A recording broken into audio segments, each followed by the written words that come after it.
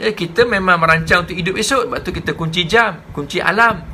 Alam kat handphone kita kunci, biar bangun je, nak sembahyang tahajud dan sebagainya. Tapi belum tentu lagi tuan-tuan kita boleh bangun. Berapa ramai orang sudah kembali ke rahmatullah ketika berada di dalam tidur. Sebab esok belum tentu lagi milik kita. Sekarang hari-hari kita. Sekarang hari ni hari kita. Semalam sudah jadi sejarah. Besok, lusa itu angan-angan, impian, cita-cita. Yang sekarang ini adalah hari kita, milik kita. So orang bertakwa, dia tidak buang masa. Orang bertakwa, dia tidak melengah-lengahkan apa saja benda baik nak buat. Hari ni taubat hari ni. Kalau perlu hari ni taubat hari ni. Jangan lengah-lengahkan, sebab maut tu datang bila-bila masa. Baghtatan, kata Allah Ta'ala, dia datang mengejut. So apa persediaan kita sebelum kita mati? Kalau ada anak, adakah anak kita boleh baca Quran dengan betul? Kalau ada isteri, adakah isteri kita boleh bantu kita? Sembahyang cukup tak, tutup aurat dah isteri kita? Kok isteri kita bawa saham azab dah kita dalam kubur nanti. Sebab kita tak pernah suruh dia tutup aurat. Anak-anak kita bimbang, takut anak-anak kita yang kita didik sampai belasan tahun, umur 20-an, tapi masih tak sembahyang, kita tak marah, kita tak tegur, kita tak ajar, kita tak didik. Adakah anak kita akan jadi saham azab dalam kubur kita nanti atau macam mana? So sekarang orang bertakwa dah fikir dah, macam mana aku nak didik anak aku, macam mana aku nak arah, nak memandu isteri aku, macam mana caranya aku nak susun rumah tangga aku. Sebab aku akan mati, siapa akan solat jenazah aku? Siapa akan mandikan mayat aku? Siapakah akan kafankan aku? Siapakah akan turun dalam liang lahat untuk menyambut jenazah aku, letakkan di liang lahat? Siapakah yang akan doakan aku selepas mati nanti? Dia akan fikir semua benda tu. So bukan saja dia jadi orang bertakwa, dia akan jadikan isterinya seorang isteri yang bertakwa. Dia akan jadikan anak-anaknya anak-anak yang bertakwa. Sebab tu kita berdoa pas sembahyang kan, Rabbana hablana min azwajina wa dhurriyyatina qurrata a'yun waj'alna lil muttaqina imama.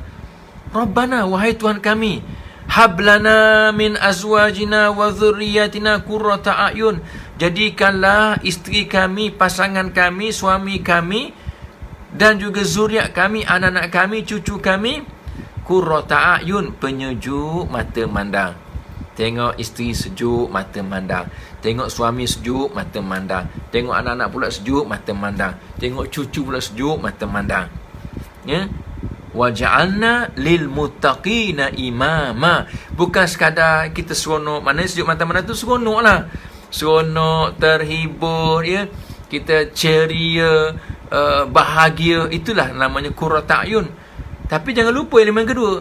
Waja'alna lil muttaqina imama, jadikanlah kami itu siapa? Kita, suami, isteri, anak-anak, zuriat, lil muttaqina imama, sebagai pemimpin orang-orang yang bertakwa kepada Allah Ta'ala.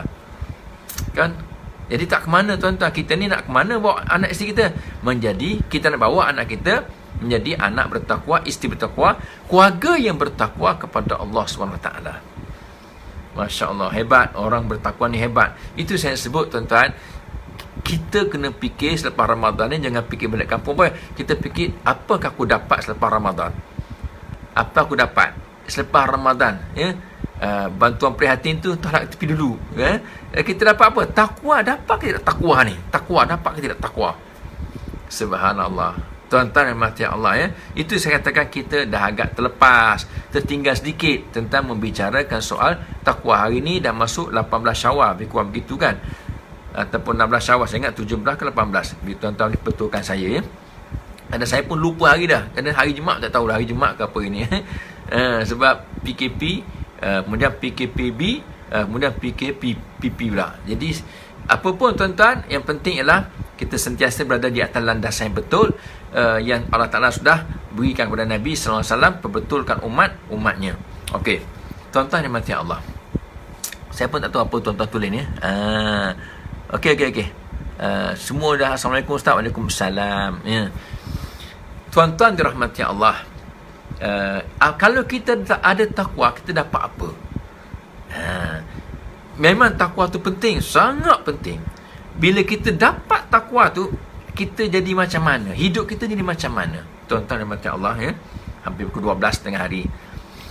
Dalam satu ayat Quran, surah Al-A'raf ayat 96, Allah Ta'ala sebut, walau anna ahlal qura amanu wattaqau lafatahna alaihim barakatim minas sama'i wal ard, ila akhir ayat, sampai ke hujung ayat.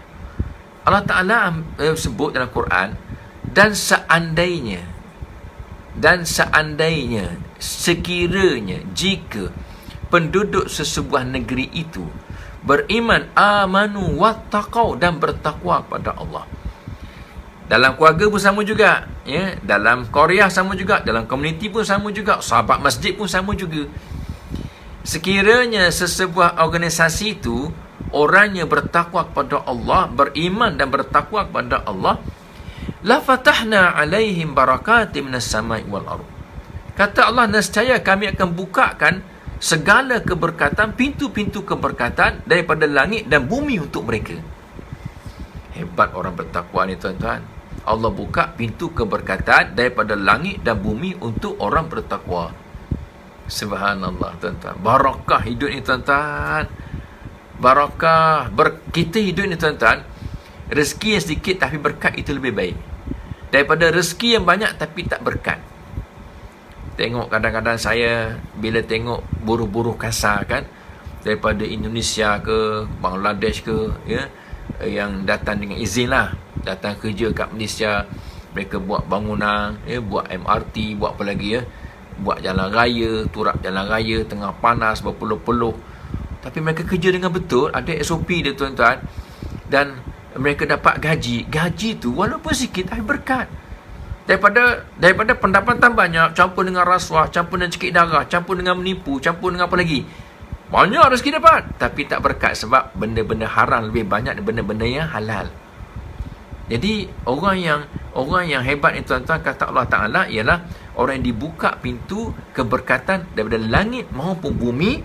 Dia duduk tengah-tengah, bawah pun berkat, atas pun berkat. Sebab apa? Sebab ada takwa kepada Allah Subhanahu Wa Ta'ala.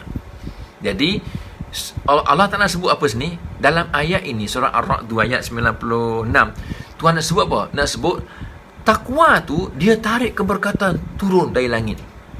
Dia congkeh keluar keberkatan, keluar daripada bumi. Itulah hebatnya takwa. Erti takwa ni, tuan-tuan, dia kunci segala keberkatan. Tengok.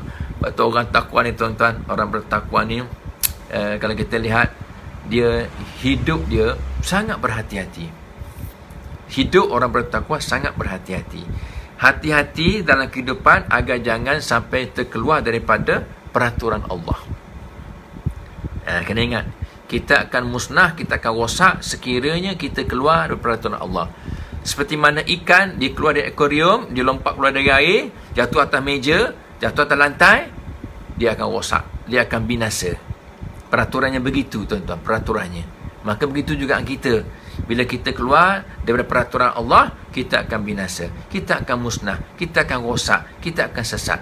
Orang bertakwa, dia sangat berhati-hati agar kehidupannya jangan sampai terbabas, menyeleweng, tersimpang daripada landasan yang sebenarnya. Kena jaga sekarang lah, kena jaga. Sebab itu PKP tahun ni, tuan-tuan, subhanallah. Saya ingatlah sepanjang PKP 18 Mac tu, sampailah sekarang ni, tuan-tuan, saya ingat orang sangat jaga sembahyang. Ya, apa tidaknya semua duduk kat rumah kan. Duduk kat rumah awal waktu, confirm. Yang kedua, berjemaah, confirm dengan anak beranak, apa lagi, tuan-tuan. Kalau Tuhan bagi sebulan Ramadan duduk kat rumah, tapi sembahyang pun lewat juga, saya tak tahulah, tuan-tuan. Dan tidak boleh berjemaah juga, saya tak tahulah. Padahal kita tak buat apa kerja pun, dan semua ada di rumah kita, isteri ada, suami ada, anak-anak, tapi tidak boleh solat berjemaah. Tuhan nak uji kita. Tuhan bagi penyakit, Tuhan bagi virus, Tuhan nak uji. Mu duduk kat rumah, mu boleh buat apa?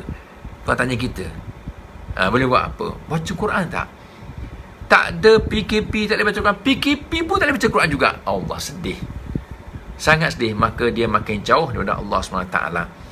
So hidup kita mesti sangat berhati-hati, jangan sampai kita terbabas. Sebab itu satu hari Sayyidina Umar bin Al-Khattab, dia jumpa Ubay bin Ka'ab. Dua-dua sahabat yang hebat ni. Ubay bin Ka'ab, pernah dilantik oleh Sayyidina Umar sepanjang Ramadan menjadi imam tarawih sebab bacaannya sedap. Jadi Umar bin Al-Khattab ni Amirul Mukminin, ya, dua-dua hebat. Jadi satu hari Umar bin Al-Khattab radhiyallahu anhu dia jumpa Ubay bin Ka'ab dengan penuh tawaduk, penuh rendah diri. Dia tanya kepada Ubay bin Ka'ab, "Wahai Ubay, apakah itu takwa?" Dia tanya Ubay bin Ka'ab. Umar tanya Ubay bin Ka'ab, "Apakah itu takwa?" Maka Ubay bin Ka'ab ni dia tahu Umar ni orang cerdik juga, orang bijak. Maka Ubay tanya, pernah tak kamu lalu ikut sebatan jalan yang penuh dengan duri?